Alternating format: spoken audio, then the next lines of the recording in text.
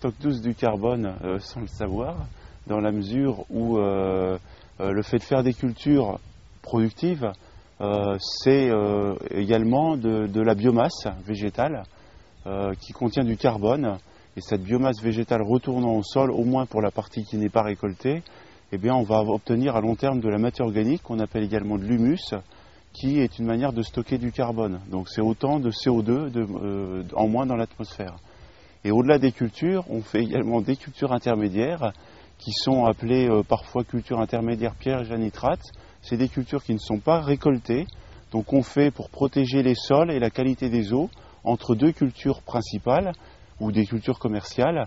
Et donc ces cultures également produisent de la biomasse qui retourne au sol et qui contribue donc également à stocker du carbone dans les sols. Eh bien, le mécanisme est assez simple. En fait, la plante absorbe du CO2 dans l'atmosphère par le mécanisme de la photosynthèse.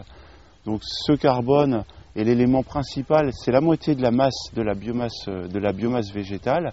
Et donc lorsque la biomasse végétale retourne au sol, ce carbone est en partie conservé. Donc la photosynthèse permet, au travers de la biomasse, de stocker du carbone dans les sols. Donc en fait, c'est du CO2 qu'on a soustrait temporairement à l'atmosphère. L'objectif, c'est de le stocker le plus longtemps possible.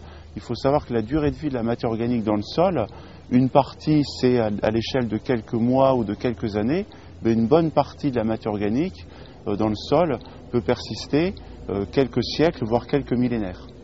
Donc une culture de blé sur 1 hectare produira en moyenne en France 8 tonnes de grains, mais également 8 tonnes de paille.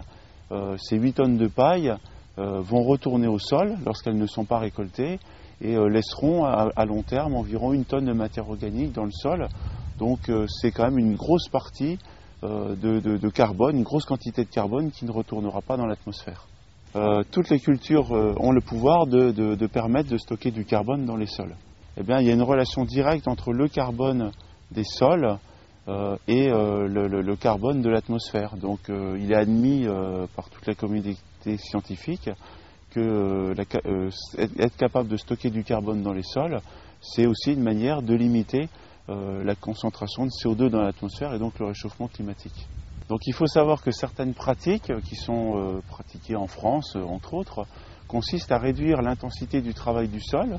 Ça a un premier avantage, c'est de réduire la consommation de carburant, donc d'origine fossile, entre autres. Donc c'est une manière de limiter les rejets de CO2 dans l'atmosphère.